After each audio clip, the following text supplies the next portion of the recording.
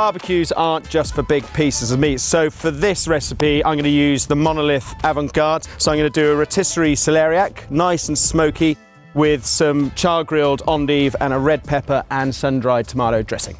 Now, the first thing we're going to do is marinate the celeriacs. So for the marinade, I've got a classic combination of rosemary and garlic, but I'm also going to add some sweet smoked paprika.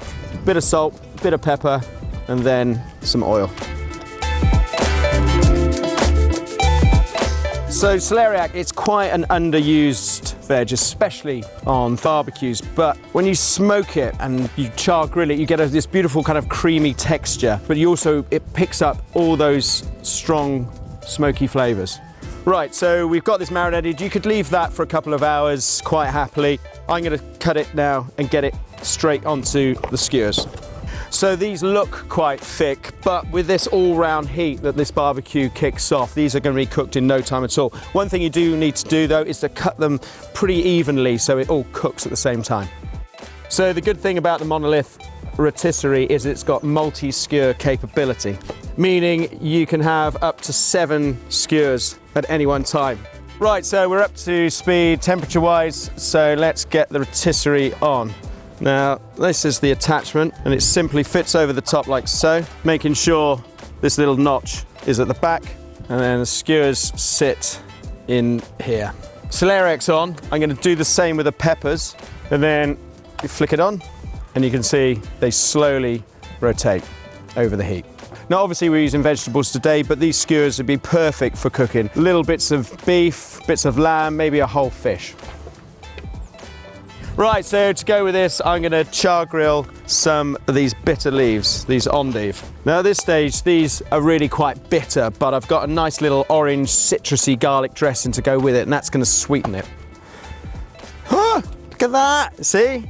So they're nice and evenly being turned, nice sort of charring all over it. The peppers are coming on nicely. Right, so for this bit, we're going to use this cast iron grill grate. This is going to give you those nice kind of bar marks that you associate with the sort of char grilling. But underneath, we've got this heat deflector stone, which means you're not going to get those direct flames. You're going to get that all-round heat, and it's going to cook the flesh of the endive, and you're going to get those grill marks and that nice kind of grill taste, but you're not going to burn them. Now for this recipe, we're going to keep the lid down, because in that way, you're treating it like an oven, like you would indoors at home, but you're also more in control of the amount of heat.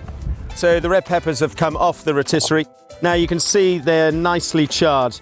You can pull away a large portion of this. It doesn't matter if there's little bits left though. What's important, however, is that you do it in a bowl, because these peppers have got lots and lots of juice in them, and you want to collect all that juice. The whole point of this charring is to give it fantastic flavour. So don't be scared about what it looks like at this stage. It's all about the taste. Right, so when your pepper looks a bit like that, we need to blend them. So peppers in a blender. I've got a couple of cloves of garlic. This is a nice smoky chipotle chili. Now these come dried, so just soak it in a little bit of hot water. Just shake out those seeds, and then that whole thing can go in. And then in with these sun-dried tomatoes with the oil. Bit of salt, bit of pepper, a splash of red wine vinegar, and then blitz.